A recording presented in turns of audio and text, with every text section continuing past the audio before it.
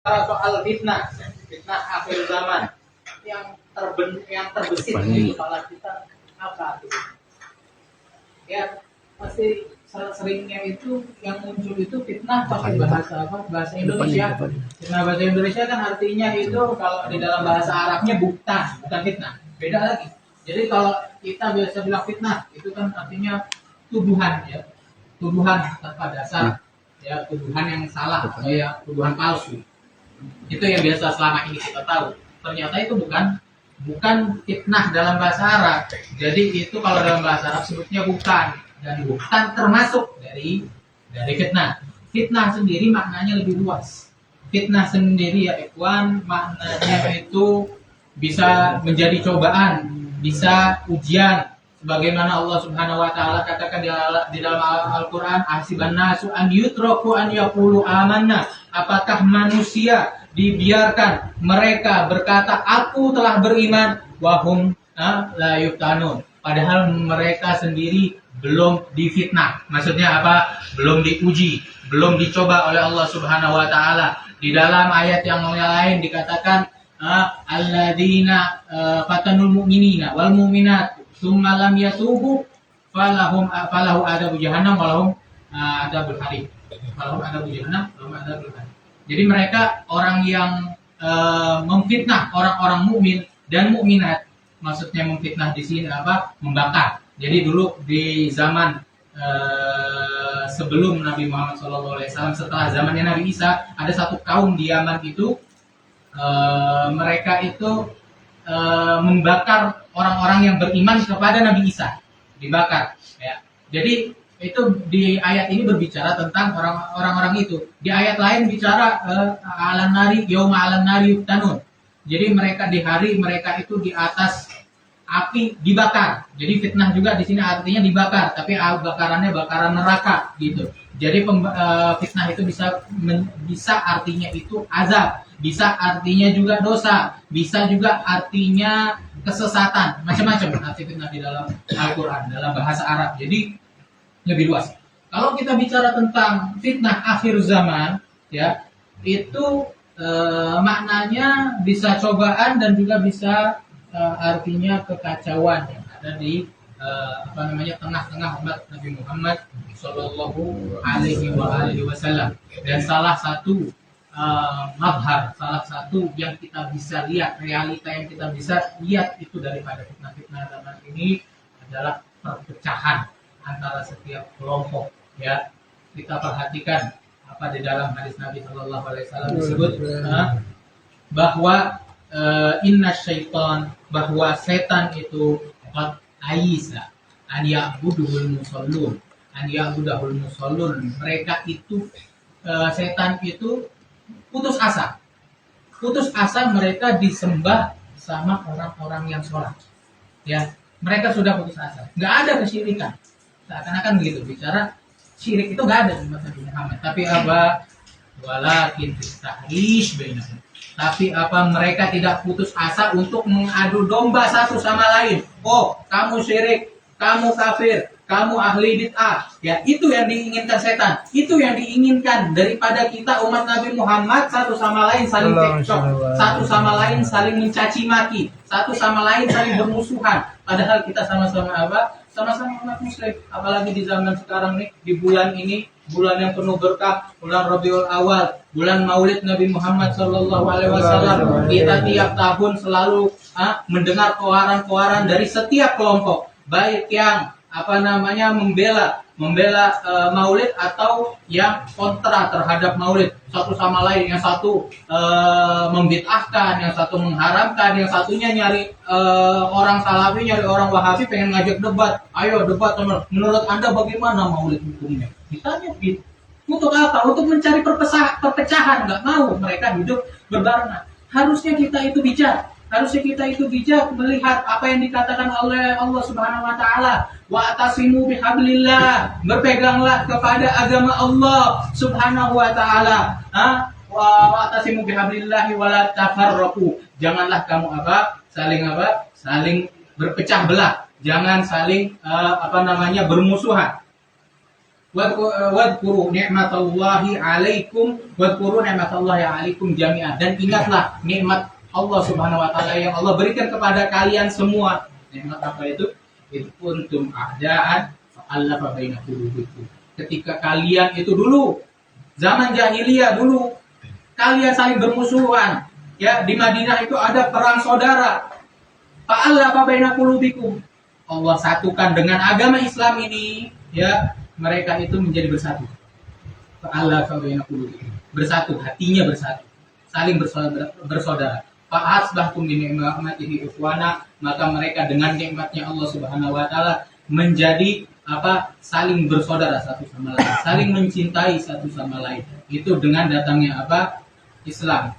Wa kuntum ala syafa hufratin minan nari fa'anqadhakum minha, dan dulu kalian itu berada di tepi jurang neraka, maka dengan Islam Allah Subhanahu wa taala selamatkan daripada tepi jurang tersebut. Maka Allah Subhanahu wa taala katakan setelahnya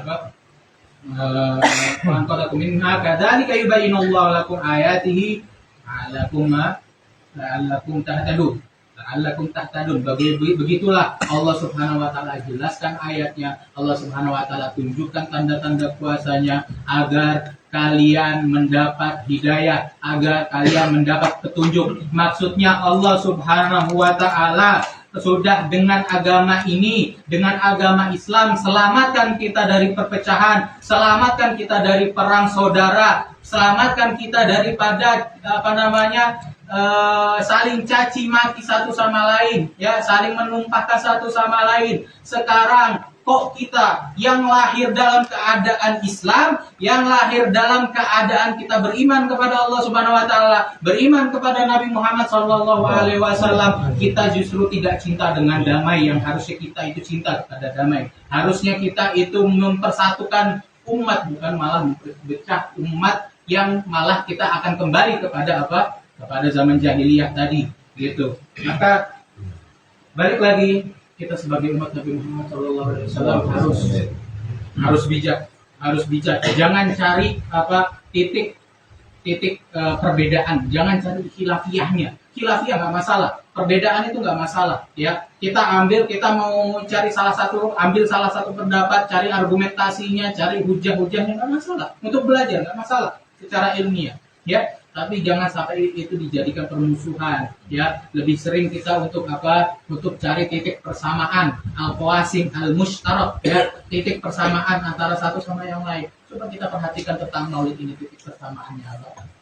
Memang kita berbeda pendapat soal maulid, tapi kita sama-sama tidak ada khilaf bahwa mencintai Nabi Shallallahu Alaihi Wasallam adalah min kamalil iman, termasuk daripada sempurnanya iman. La yu'minu ahadukum, tidaklah beriman kalian hatta akuna ahabba ilaih, sehingga aku adalah orang yang paling dia cintai, min walidihi, daripada orang tuanya, wa waladihi, dan juga anak-anaknya, wa nasi ajmain, dan semua manusia.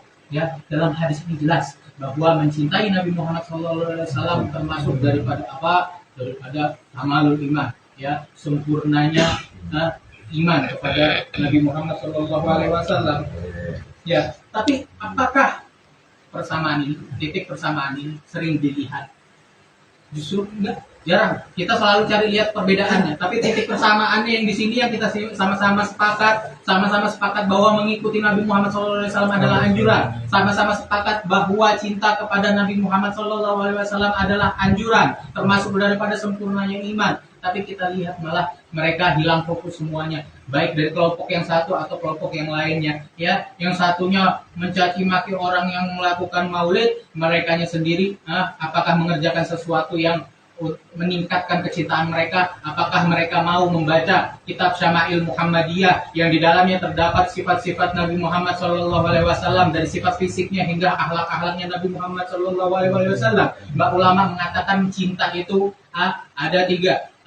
Cinta itu karena tiga perkara. Li jamalihi, karena cakepnya orang tersebut, karena gantengnya atau cantiknya orang tersebut, au li ihsanihi, karena kebaikannya, au li kamalihi, atau karena kesempurnaannya. Salah satu dari ini atau dari keseluruhannya. Bagaimana kita mengetahui fisik Nabi Muhammad SAW dari syama'ilnya, dari kitab Syama'il Muhammadiyah, bagaimana hidungnya Nabi, bagaimana rambutnya Nabi, bagaimana pakaian Nabi Muhammad, bagaimana Nabi Muhammad SAW berdiri, bagaimana Nabi Muhammad SAW berjalan, cara duduknya di depan sahabat berbeda dengan cara duduknya ketika makan. Di situ. Tapi mereka itu tidak melakukan itu, tidak mencari itu. Apakah mereka ingin menerapkan sunnah-sunnah Nabi Muhammad SAW di kehidupan mereka? Banyak yang tidak melakukan itu. Justru orang-orang yang benar yang melakukan itu tidak banyak berkecimpung dalam perdebatan yang kontraproduktif, yang enggak produktif sama sekali gitu. Enggak masuk ke perdebatan itu. Orang-orang salafi yang benar-benar ingin melakukan sunnah Nabi Muhammad SAW enggak masuk perdebatan ini. Yang debat-debat itu kebanyakan yang malah yang enggak melakukan sunnah Nabi, sunnah Nabi. Sebaliknya, kita pun juga sama. Jangan ngaku kita sudah melakukan maulid juga. Sudah.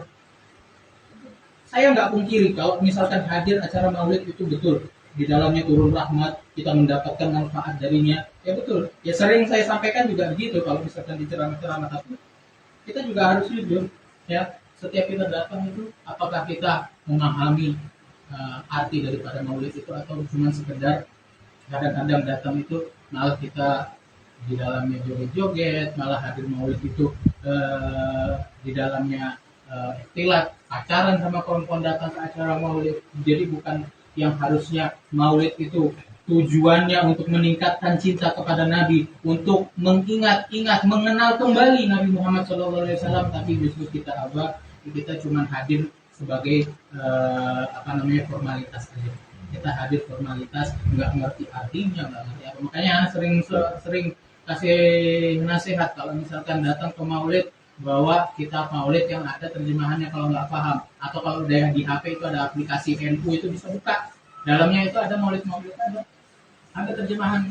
Kalau kita lihat mukaddimahnya, maulid dia ulangi ya pembukaannya, alhamdulillahilladzi hadana li abdihil muqtar man da'ana, ya segala puji bagi Allah Subhanahu wa taala, ya, yang memberi kita petunjuk, alladzi hadana bi abdihil mukhtar, dengan hambanya yang Allah pilih, liman bi abdihil muhtari man da'ana, yang dia itu mengajak kita kepada Allah Subhanahu wa taala, liman da'ana ilaihi bil idni. Mereka Nabi Muhammad SAW mengajak kita dengan izin Allah Subhanahu wa taala. Waqad nadana, dan sungguh Rasulullah SAW telah menyuruh kita, telah memanggil kita, telah mengajak kita kepada Allah Subhanahu wa taala. Labbaika ya man dallana wa hadana, labbaika ya man dallana wa hadana. Kami sambut panggilanmu, wahai yang membimbing kami, yang menunjukkan kami kepada Allah Subhanahu wa taala dan membimbing kami. Ya. Coba kalau kita perhatikan daripada isi daripada pembukaannya, bagian pembukaannya aja dulu, ya, bahwa kita cinta Nabi Shallallahu Alaihi Wasallam ini kenapa? Apakah karena Nabi Muhammad Shallallahu Alaihi Wasallam adalah makhluk yang dicintai oleh Allah Subhanahu Wa Taala? Apakah sekedar karena Nabi Muhammad Shallallahu Alaihi Wasallam adalah nabi di agama kita, atau karena Nabi Muhammad Shallallahu Alaihi Wasallam dengan sebabnya Nabi Muhammad Shallallahu Alaihi Wasallam kita menjadi layak untuk dicintai oleh Allah Subhanahu Wa Taala, ya, karena Nabi Muhammad SAW, bimbingannya Nabi Muhammad SAW, kita menjadi layak untuk masuk surganya Allah Subhanahu Wa Taala, ya. Bahkan nanti setelahnya disebut, wallahi, demi Allah, ma dzikiral habibul ladal muhib, tidaklah disebutkan Nabi Muhammad SAW di hadapan orang-orang yang cinta kepada Nabi Muhammad SAW. Wallahi ma dzikiral habibul ladal muhib illa bihin ta'asyu wa al-abarana, tidaklah kecuali mereka itu akan kembali bangkit dan juga hilang daripada hatinya itu rasa kesedihan, ya, hilang kesedihannya. Ya, di mana kita sama baik-baik ini, ya, ketika seseorang yang makanya si Habib Umar kata, Ainal muhibbuna alladziina 'alaihim badlun nufusi ma'an nafaisiana, di mana orang yang ketika disebut nama Nabi Muhammad sallallahu alaihi wasallam, mereka itu di mana orang-orang para pecinta Nabi Muhammad sallallahu alaihi wasallam yang mereka itu rela untuk mengorbankan dirinya, rela untuk mengorbankan hartanya yang hina, ya. Tidak ada, ya, kita jauh dari itu. Terus kita mau tanya, nggak usah sebelum tanya ulama bagaimana cara kita menjadi cinta kepada Nabi Muhammad SAW. Sebelum tanya ulama, gimana caranya Anda pengen cinta sama Nabi Muhammad SAW? Tanya dulu ke diri kita, kenapa kita bisa nggak cinta kepada Nabi Muhammad SAW? Itu dulu yang ditanya sebelum kita cinta. Kita tanya kepada para ulama, ya. Bagaimana caranya kita cinta kepada Nabi Muhammad? Tanya diri sendiri, bagaimana kita bisa tidak cinta kepada Nabi Muhammad SAW? Padahal dengan sebabnya kamu itu sangat beruntung. Dengan sebabnya kamu itu bisa layak dicintai Allah Subhanahu Wa Taala. Dengan sebabnya kamu mendapatkan nikmat daripada Allah Subhanahu Wa Taala yang tak terhitung, nikmat Islam, ya, yang aslinya tidak layak untuk masuk ke surga, kamu jadi layak masuk ke dalam surga. Bahkan Nabi Muhammad SAW katakan, waditu anni laqaitu ikhwani, sungguh aku rindu untuk berjumpa dengan saudara-saudaraku. Para sahabat bertanya, siapa saudaramu wahai Rasulullah? Bukankah kami ini adalah saudaramu wahai Rasulullah? Maka para sahabat pun Nabi Muhammad SAW menjawab, bal antum ashabi, kamu itu adalah sahabat-sahabatku, ikhwani, mereka saudaraku. Siapa? Alladzina amanu bi, mereka yang beriman kepadaku, walam yarawni, padahal mereka itu belum melihatku. Bagaimana bisa tidak cinta kepada Nabi Muhammad yang rindu kepada umatnya yang belum pernah melihat kepada dia?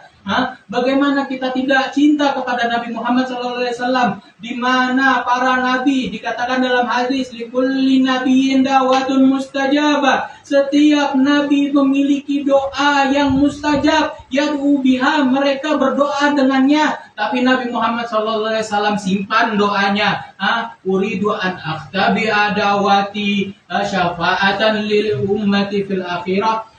Rasulullah SAW katakan, aku ingin menyimpan doaku sebagai apa? Syafaat untuk umatku nanti di akhirat, ya. Bahkan di dalam hadis yang lain lebih jelas lagi dikatakan, syafaati li ahli kabair min ummati, syafaat Nabi Muhammad SAW untuk siapa? Li ahli kabair min ummati, untuk mereka yang punya banyak dosa besar daripada umatku. Bukan sekedar orang-orang yang dosa kecil gampang Allah ampunin cepat, ya. Tapi orang-orang yang punya dosa besar, Rasulullah rela untuk simpan, ya, doanya untuk li ahli kabair, orang-orang yang punya dosa-dosa besar. Maka dari itu, ini adalah salah satu madhar, salah satu realita yang kita bisa lihat bahwa Nabi Muhammad SAW adalah rahmatan lil alamin. Bagaimana kita tidak bisa cinta? Sehingga Allah Subhanahu Wa Taala jelaskan tentang rahmatnya di dalam ayatnya, ya ikul ya ibadiyalladzina asrafu ala anfusihim, wahai hambaku yang mereka melampaui batas, dosanya sangat banyak. La taqnatu min rahmatillah, jangan kamu ini putus asa kepada rahmat Allah Subhanahu Wa Taala. Jangan putus asa daripada rahmat Allah Subhanahu Wa Taala. Nabi kamu itu sangat cinta kepada kamu. Nabi kamu itu sangat benar-benar menyimpan doanya sebagai syafaat untuk kamu, yang orang-orangnya itu sudah melampaui batas disifati oleh Allah Subhanahu Wa Taala. Bagaimana kita bisa tidak cinta kepada Nabi Muhammad SAW?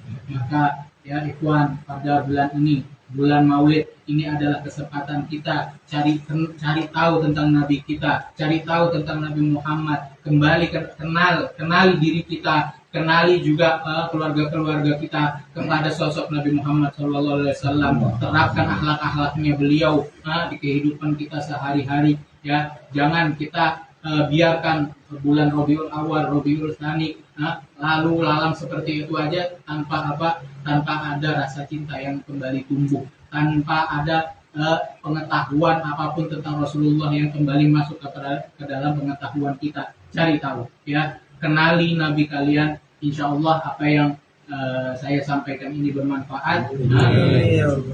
Allah tambahkan kepada kita rasa cinta kepada Nabi Muhammad SAW sehingga kita layak menjadi orang yang mendapatkan syafaatnya Nabi Muhammad SAW di akhirat. Amin ya rabbal alamin.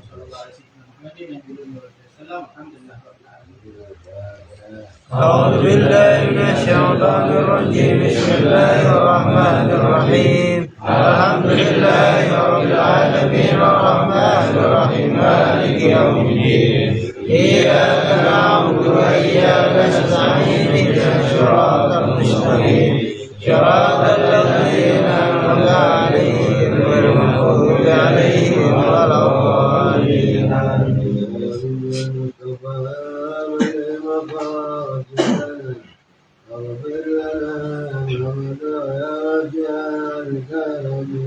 يا رب بالمصطفى بلغ مقاصدنا واغفر لنا ما مضى يا واسع الكرم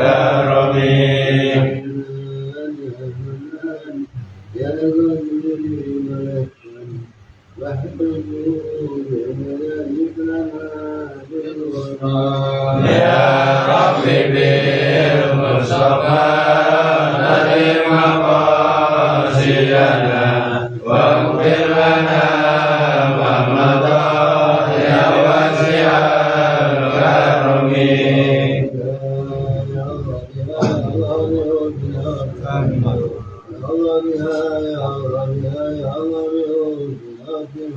يا رب بالمصطفى بلغ مقاصدنا واغفر لنا ما مضى يا واسع الكرم يا أرحم الراحمين يا أرحم الراحمين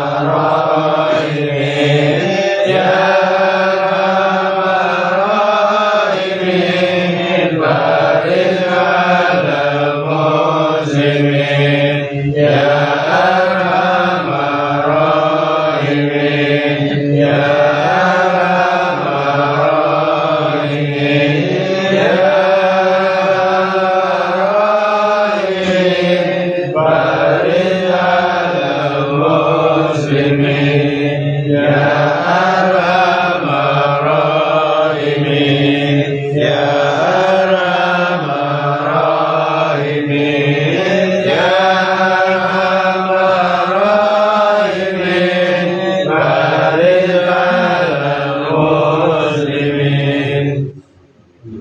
آمين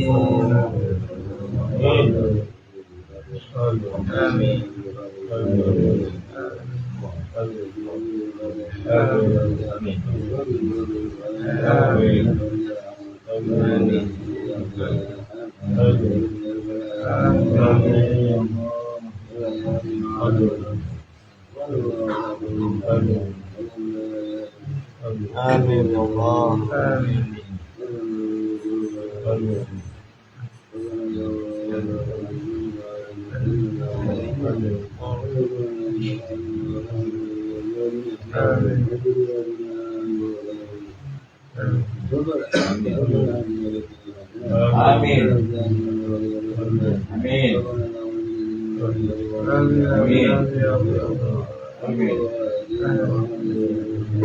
آمين بفضل سبحان ربك آمين